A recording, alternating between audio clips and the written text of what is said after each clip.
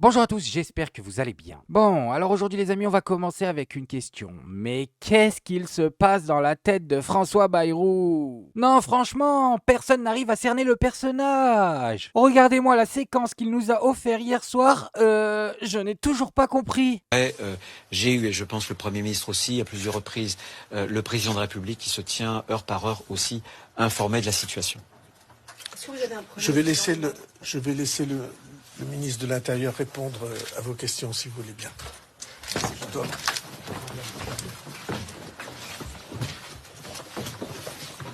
Voilà, et pour répondre à vos questions, les ministres sont avec moi et puis les policiers, militaires, directeur général de la sécurité civile, de la gestion de crise, monsieur Marion.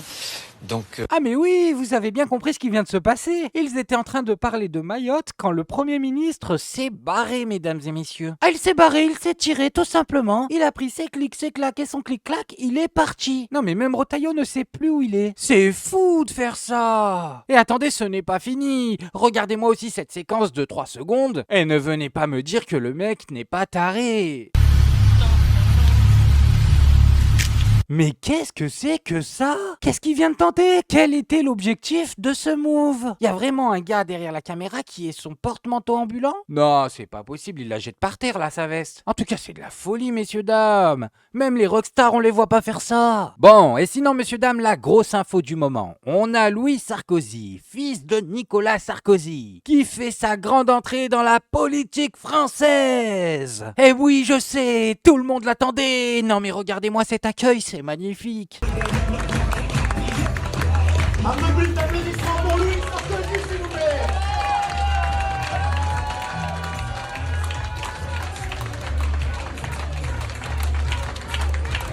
Louis Sarkozy, mesdames et messieurs. Celui qui s'est expatrié de notre pays, dont le père, notre ancien président, devrait être en prison. Mais oui, c'est de lui dont on parle. Vous savez, celui qui a tenu des propos de fou en parlant de civil. Ah là là, quel plaisir de l'accueillir dans la grande famille qu'est la politique française. Bon, et maintenant les amis, on va écouter son discours creux. Oui, on va écouter son discours creux. Parce que j'ai envie, les gars. Écoutez, si vous voulez, mais je suis pas là pour parler de ça.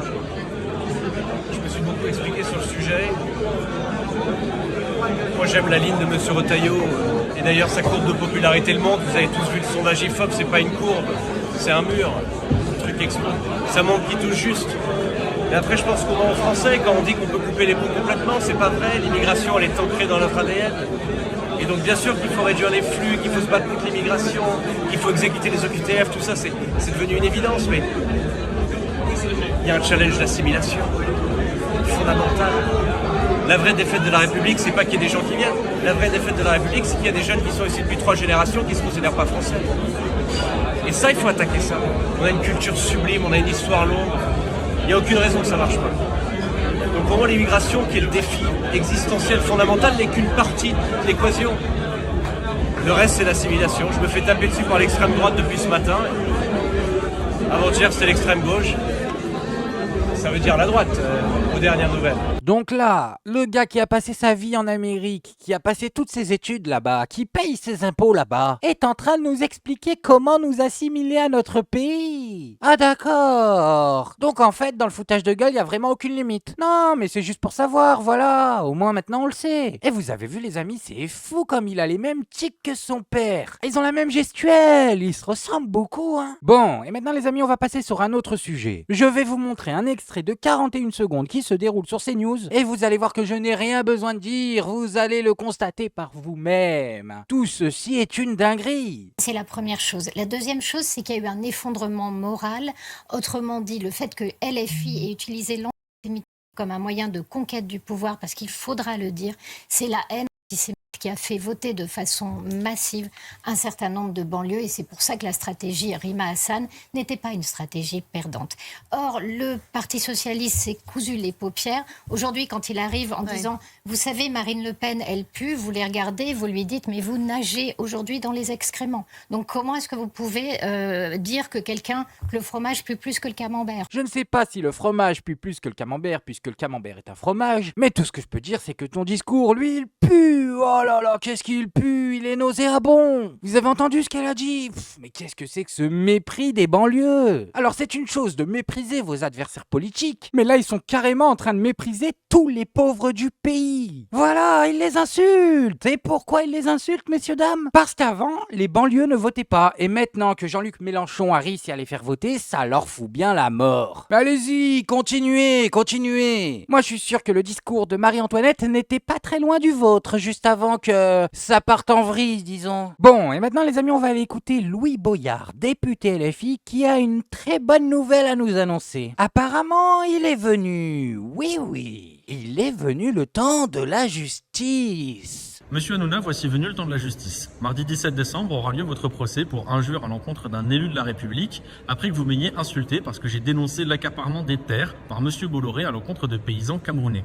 Depuis des mois, vous réglez vos comptes contre moi depuis votre plateau de télévision. Je vous propose donc de nous retrouver sur un terrain sur lequel nous sommes à égalité, le tribunal. Ce procès, c'est aussi une question de liberté d'expression. Pouvez-vous insulter un député parce qu'il a critiqué le propriétaire de votre chaîne de télévision? Je me rendrai à ce procès. Monsieur Cyril Hanouna, vous rendrez-vous à votre procès? Oh là là, il est vraiment bon, Louis. Il n'a pas lâché la grappe. Il n'est pas en train de nous parler du procès de C8. Il n'est pas en train de nous parler du procès de TPMP. Non, messieurs, dames, il nous parle du procès de Cyril Hanouna. Ah, j'espère qu'il va prendre tarif. Non, mais sérieusement, vous trouvez peut-être que c'est méchant, mais s'il vous plaît, mettez-lui la totale. Salade, tomate, oignon. Bon, et maintenant, les amis, on va s'écouter Sarah Knafo dire n'importe quoi, mais en présentant bien la chose. Eh oui, regardez-moi ça, c'est incroyable. Elle réussirait presque à me convaincre. Pourquoi est-ce que j'essaye de donner comme ça des exemples de choses aberrantes? Déjà, c'est pour leur répondre, voilà où va votre argent.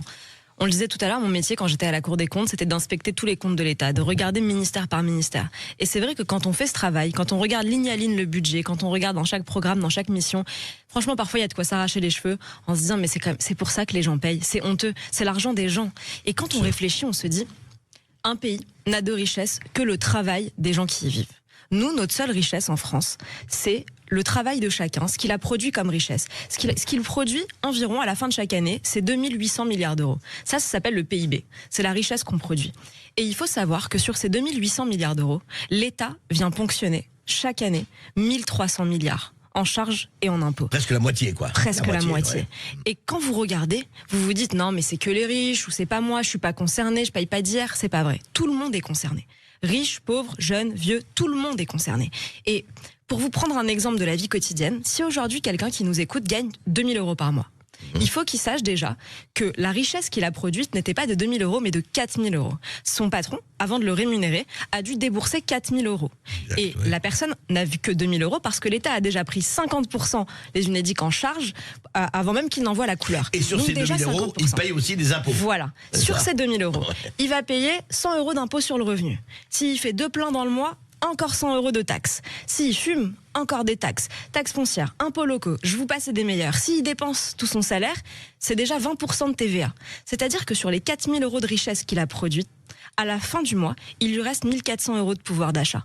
1400 euros pour acheter des vêtements à ses enfants, pour s'acheter des vêtements, pour payer son loyer, pour aller au restaurant, pour aller en vacances s'il peut encore le faire avec 1400 euros. Sur 4000 euros de richesse produite, l'État aura pris 65%. Quand on prend 1300 milliards aux gens de la richesse qu'ils produisent, on devrait arriver aux urgences, on est reçu tout de suite. On devrait avoir le niveau en mathématiques le premier du monde. Et à la place, qu'est-ce qui se passe ?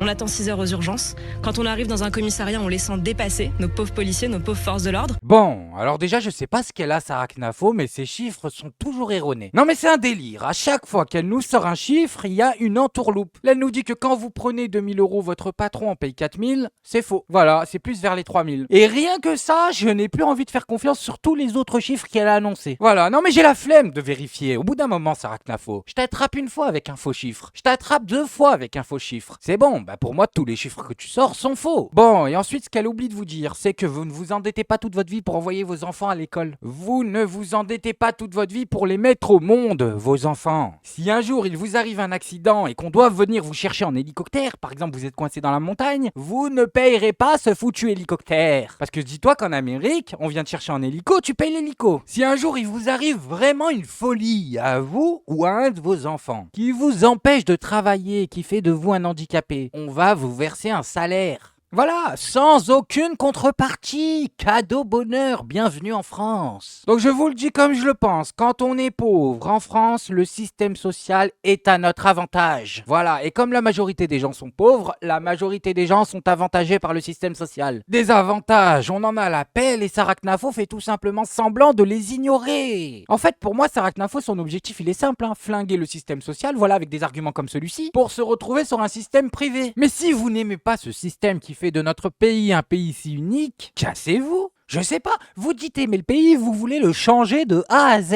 C'est comme si tu me disais que t'étais tombé amoureux de quelqu'un, mais que tu voulais changer la personne du tout au tout. Bah non, va trouver quelqu'un qui te correspond. Et Sarah Knafo, va en Amérique, ça a l'air de te correspondre. Je sais pas, t'aimes bien Trump, t'aimes bien leur système, mais va là-bas. Bon, et pour terminer sur une petite note de douceur, une petite note d'humour, je vais vous montrer un extrait, mais vous allez voir, c'est du génie. Voilà, tout simplement. Après avoir vu ça, ne venez pas me dire qu'on n'a pas de talent en France. Et la force de son projet. Un Premier ministre et un gouvernement. Ce gouvernement progressiste, ce gouvernement de réforme. Est-ce qu'il ira de Robert Rue à Alain Madelin? Non, parce qu'il faut fondre. Il ne faut pas confondre. C'est aussi une question.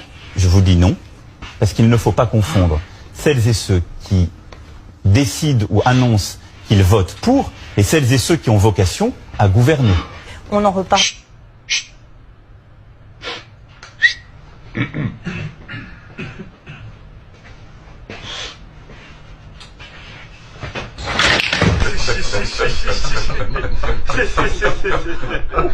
Ah non mais elle est excellente celle-là. Quand j'ai vu la fin avec Valls, j'étais tout simplement mort de rire. Mais qu'on se le dise, l'IA est l'une des meilleures inventions qu'on a fait depuis Internet. Regardez-moi ça, les applications sont infinies et tellement drôles. Bon bref, moi je voulais juste vous montrer ça. Maintenant faites-vous votre avis tout seul. Faites attention à vous, faites attention à ce que vous regardez. Likez, abonnez-vous et oubliez pas, le petit com qui fait plaisir. Et on n'oublie pas le petit com qui fait plaisir.